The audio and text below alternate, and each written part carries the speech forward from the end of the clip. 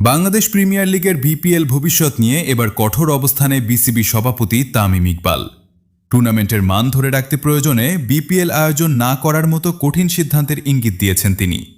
দীর্ঘদিনের অব্যবস্থাপনা আর বিতর্ক কাটিয়ে একটি স্বচ্ছ ও পরিকল্পিত টুর্নামেন্ট উপহার দেওয়াই এখন বোর্ডের মূল লক্ষ্য। বৃহস্পতিবার মিরপুর শেরেবাংলা জাতীয় ক্রিকেট স্টেডিয়ামে এক সংবাদ সম্মেলনে তামিম ইকবাল তার অনড় অবস্থানের কথা জানান।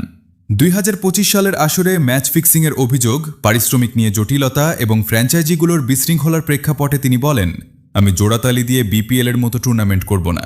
আমরা যদি ভালো ফ্র্যাঞ্চাইজি না পাই তাহলে আমার মনে হয় বিপিএল না করাই ভালো। শুধু করার জন্য বিপিএল করার কোনো মানে নেই।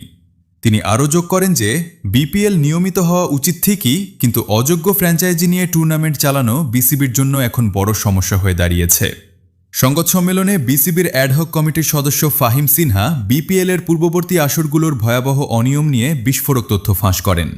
তিনি জানান, অতীতে কোনো আনুষ্ঠানিক চুক্তি ছাড়াই দলগুলোকে খেলার সুযোগ দেওয়া হয়েছিল। সিলেট ও নোয়াখালী এই দুটি দল কোনো আনুষ্ঠানিক চুক্তি ছাড়াই পুরো আসরে অংশ নিয়েছিল। চট্টগ্রাম রয়্যালসের দায়িত্ব মাঝপথে বিসিবিকে নিতে হয়েছিল, যা প্রশাসনিক ব্যর্থতার পরিচয় দেয়। এসব ভুল ও অপরিকল্পিত সিদ্ধান্তের কারণেই বর্তমান বোর্ডকে বড় ধরনের চ্যালেঞ্জের মুখে পড়তে হচ্ছে।